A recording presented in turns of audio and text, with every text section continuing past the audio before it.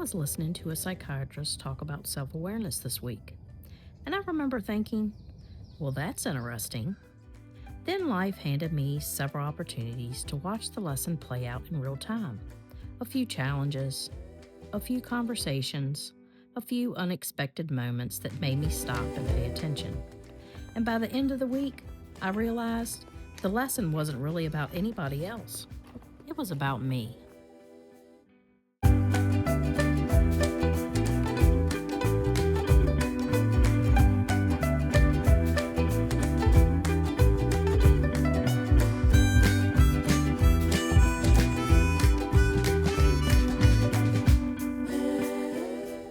Hey, I'm really glad you're here. Come sit with me for a while. This week started out as a simple reset. I was planning to get back to some of the routines that had quietly slipped away over the last few months. What I didn't expect was that a reset of my routines would become a lesson in self awareness, gratitude, relationships, and learning to trust the people that I love to carry their own lives. The last few months haven't looked the way that I'd expected them to. Life has a way of doing that sometimes. Plans change, responsibilities shift. Our attention gets pulled in different directions. Before we know it, some of the things that keep us grounded have quietly slipped into the background. I've noticed that especially true for me. I do well with routines. They help me stay balanced. They give structure to my days. When life becomes emotionally demanding, I can keep moving forward for quite a while. I keep showing up. I keep handling what needs to be handled. But some of the habits that support me begin to disappear. Not intentionally, it just happens. Looking back now, it's almost like I've been holding my breath. And eventually, you have to breathe again. So this Monday morning, I sat down and decided it was time for a gentle reset. Nothing dramatic, nothing extreme, just a return to the things that help me feel like myself. One of those things is a little journal I've kept on and off for years. The cover says, "Never give up." Inside, I track all kinds of things: my food, water, my movement, goals, my moods, thoughts, patterns, and little things that go on that are off kilter for the week. Little reminders to take care of myself. Somewhere along the way, that journal got pushed aside. Not because I stopped caring. Life simply became busy and my attention moved elsewhere. So part of this reset is opening that journal back up, making a plan, checking my boxes, getting back to the things that help me stay grounded. I know that might sound rigid for some people, but for me, structure creates freedom. When my routines are in place, life feels calmer. Another thing that's been on my mind lately started with something completely unexpected. I took a few of those AI-generated assessments based on Jungian psychology. Now, I wouldn't stake my life on a personality assessment, but I will say that they gave me some things to think about. A few observations felt surprisingly accurate, enough that I found myself wanting to learn more. I've even been thinking about reading some of his work. Have you ever had that happen? A random article, a book, a conversation, something small that suddenly opens the door to a much bigger rabbit trail. I love it when that happens. Around the same time, I was listening to a psychiatrist online talk about self-awareness.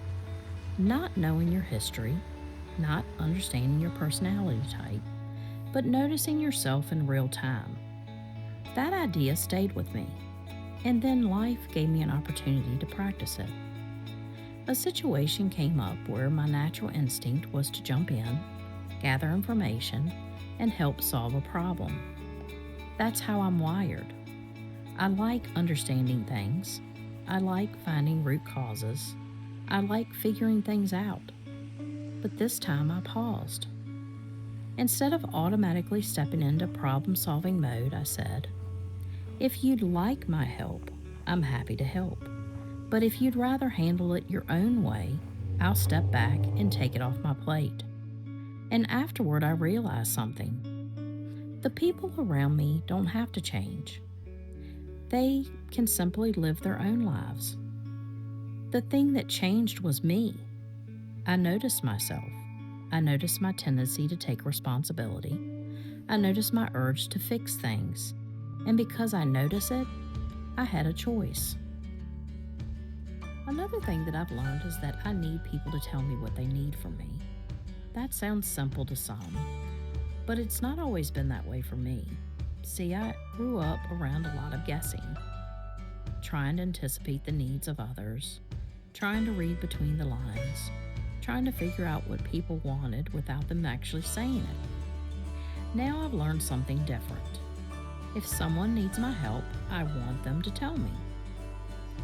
Because I care. Because I care enough to listen to what they're actually asking for. And when someone does ask, I've learned to pause and ask myself, can I realistically do what's being asked of me? Sometimes the answer is yes. Sometimes it's no. And sometimes it's only partially. And that's okay. There's no need to feel guilty when we can't perform out what someone else needs from us. Several people I love have been carrying some heavy things lately. And honestly, it isn't easy watching people that you care about struggle. Part of us wants to make everything better, but I've been learning that there's a difference between carrying people and walking alongside them. Sometimes people don't need us to fix anything. Sometimes they need us to listen, to encourage, to care, to simply be present. There's something beautiful about holding another person's story with tenderness and respect. And when that care flows both ways, it creates something deep and meaningful. I've realized that support is different from taking over, and that's been an important lesson for me. I've also been carrying a deeper sense of gratitude this week. Life has a way of reminding us not to take ordinary days for granted. We get busy. We focus on what's next. We assume there will always be another day. Then something happens that brings everything back into focus. The people we love are gifts. The ordinary moments are gifts. The simple days we often overlook are gifts. This week I'm feeling especially thankful for the strength, steadiness, and presence of those I love. One of the biggest shifts for me has been realizing that I don't have to carry an entire family on my shoulders. I can love people deeply. I can support them wholeheartedly. I can encourage them. I can cheer them on. And at the same time, I can trust that they are capable people, that they are strong, that they are wise, that they can navigate their own lives. That trust is a form of respect. And honestly, I think that's a part of healing. Not just personal healing, generational healing. Learning to see the blind spots. Learning new ways of relating to one another. Learning that love doesn't always mean carrying. Sometimes love means believing in someone's ability to carry themselves. So that's where my mind has been this week. A gentle reset, a little self-reflection, a few unexpected lessons, a reminder to appreciate the people that I love, a reminder to return to the habits that help me stay grounded, and maybe most importantly, a reminder that growth doesn't always happen through big life-changing moments. Sometimes it happens quietly, in a conversation, in a choice to pause before reacting, and learning to ask for what we need, and learning to trust the people that we love to carry their own lives. When I look back over this week, I don't see perfection. I see awareness. I see progress. I see a few old blind spots becoming visible. And for that, I'm grateful. Anyway, that's enough deep thinking for one week. I'd love to know what's been on your mind lately. Have you had any little insights or unexpected lessons show up in your own life? Let me know in the comments. I'm really glad you're here. Thank you for sitting with me for a while.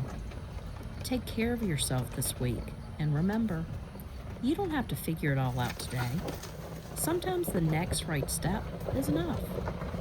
Stick around. We're doing this together. Talk soon. Peace.